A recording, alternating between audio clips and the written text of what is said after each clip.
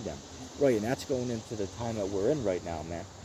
Because we're seeing, hey, look, everything that Yahweh Shai, right, or Jesus Christ, told us to look out for, man. In this time that we're in, we're seeing all those things, right? Christ told us what to look out for. Hey, look, let's even go ahead and get that real quick. And look, primarily what we bring out, starting with the apostles of Great Millstone, is what? The constant prophecy, man. We're bringing out nothing but prophecy, prophecy, prophecy.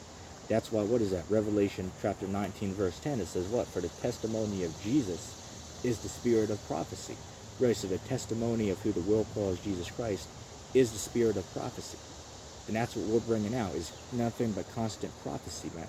Right, prophecy, prophecy, prophecy. That's what we're bringing out. All right?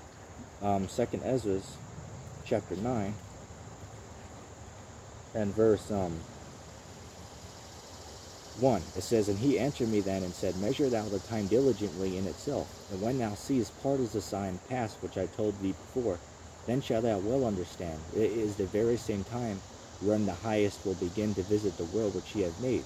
Therefore, when there shall be seen earthquakes and uproars of the people in the world, then shalt thou well understand that the Most High spoke of those things from the days which were before thee, even from the beginning.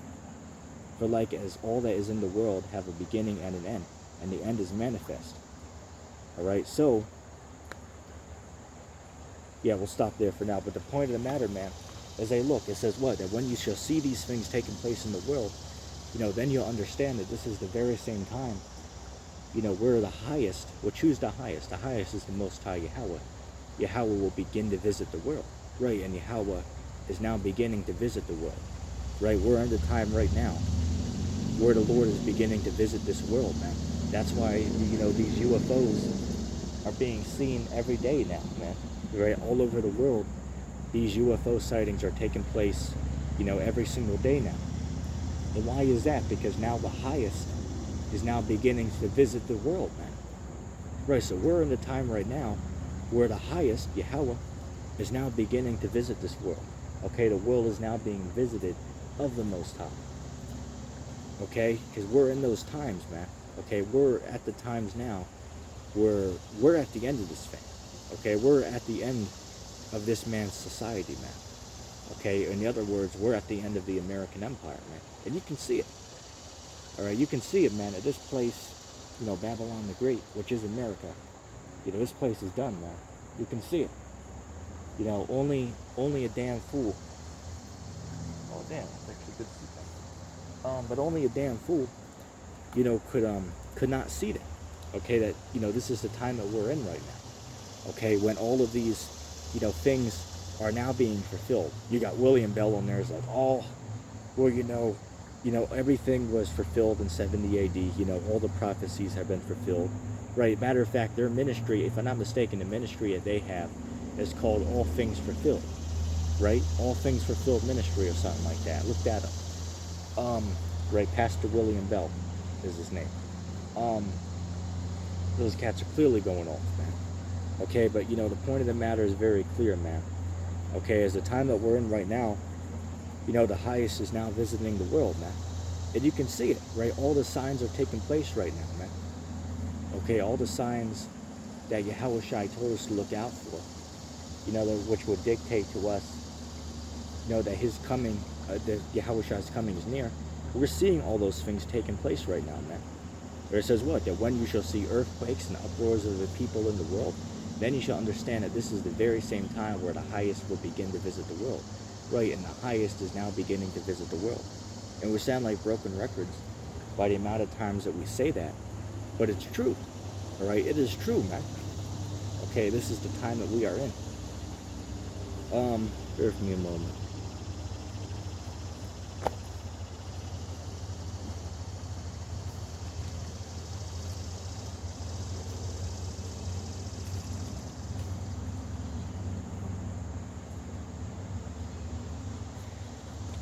Right, but we got to remember this though.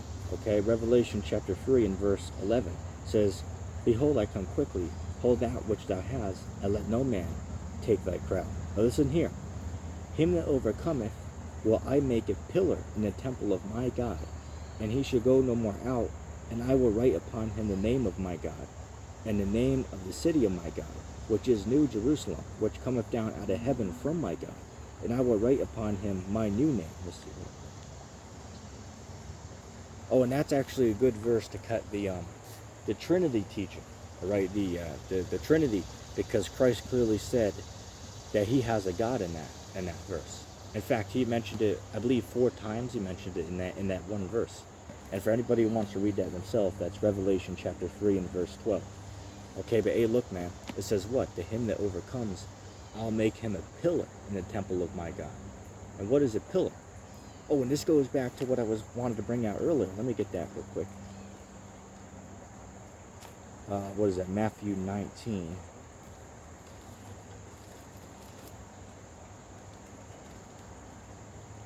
Matthew 19 and verse 27. It says, Then Peter answered and said unto him, Behold, we have forsaken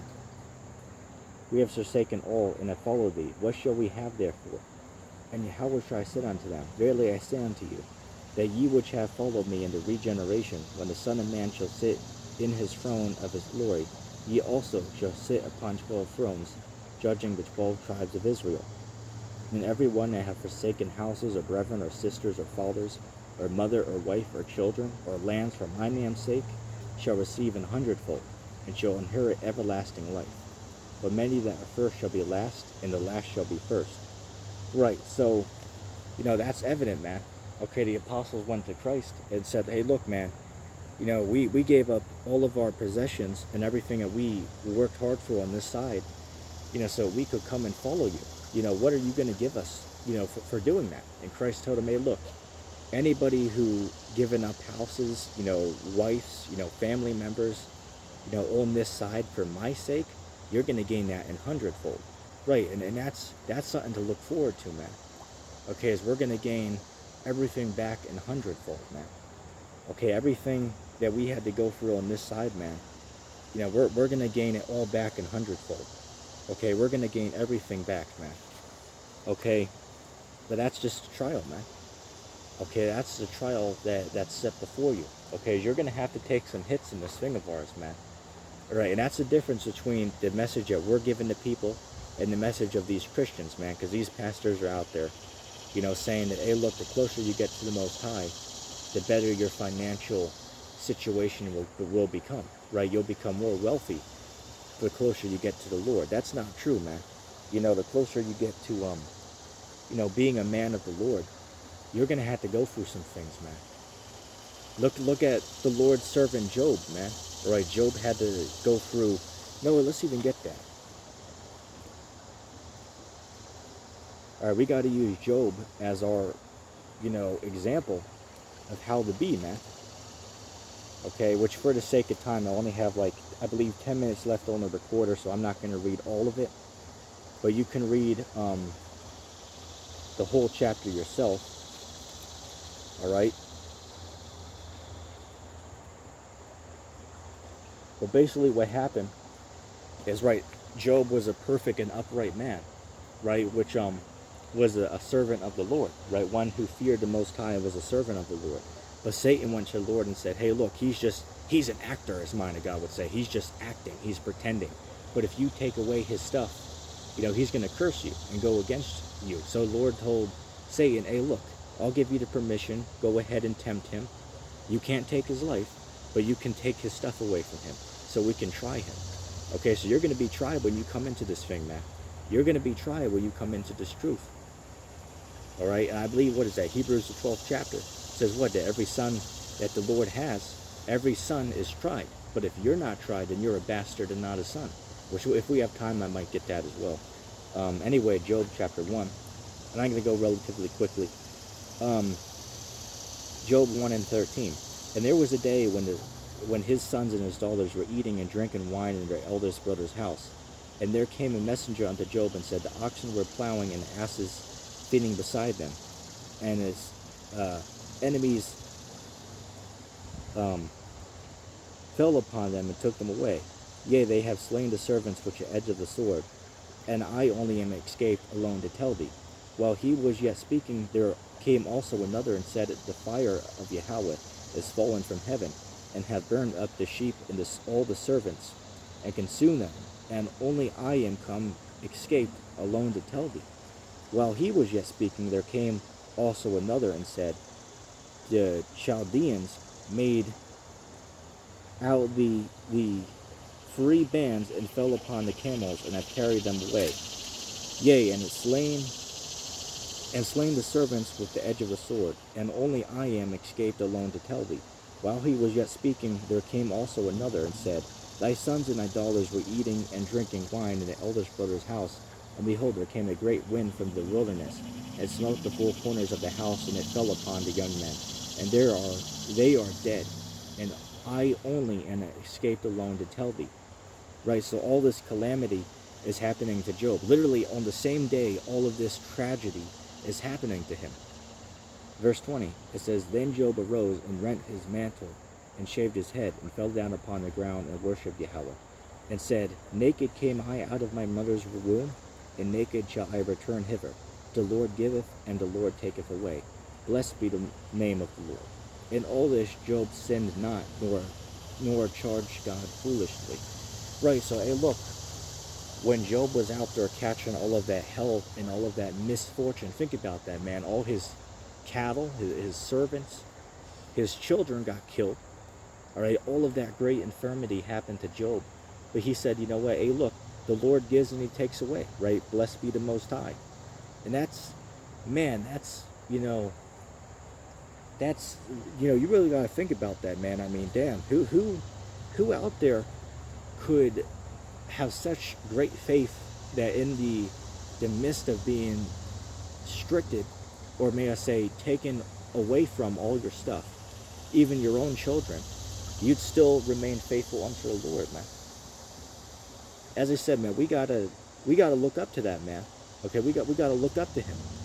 All right, because a lot of us might not be able to do that, man. Right, so that shows you that this man had a strong mind. All right, so hey, look, some of us might not be able to do that if we were put in that situation. Okay, so we got to take that as an example. Look at this man. Right, he was tried. He got his children taken away, his cattle, his servants, all of that, man. But he still remained faithful to the Most High, man. Okay, so we're going to have to go through certain situations like that, man, where we're going to get stuff taken away from us. But hey, look, at the end of the day, scriptures say what? To him that overcomes, he will sit with me in my Father's kingdom. And that's what we're looking for, is to sit with Yahweh Shai, who the world calls Christ, in the kingdom, man. That's what we're looking for at the end of the day. Okay, or as Elder Apostle Dahar said, look, we're waiting for this white man to come down out of power and for us to come up. Right, so much respect to the elders and apostles of Great Millstone, in case I didn't say that earlier. Okay, so hey, look, man, that's what we're waiting for. Let me go to, let me just check real quick.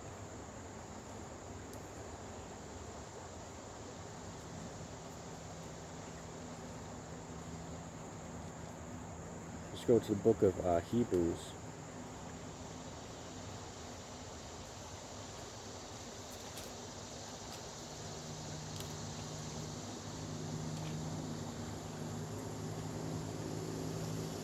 Bear with me just a moment. Okay. Hebrews, I believe it's the 12th chapter.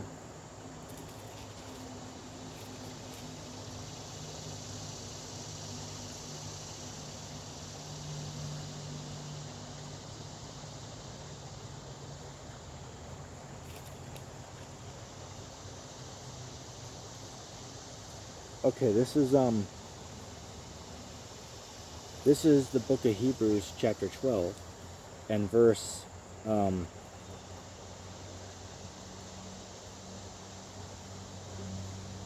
let's start at verse 5, Hebrews 12 and 5. And ye have forsaken extortion, which speaketh unto you as unto children. My son, listen here, my son, despise not thou the chastening of the Lord, nor faint when thou wert rebuked of him. For whom the Lord loveth he chasteneth, and scourges every son whom he receiveth.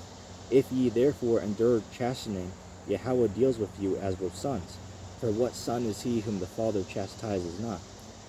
But if ye be without chastisement, whereof all of us are partakers, then are ye bastards and not sons.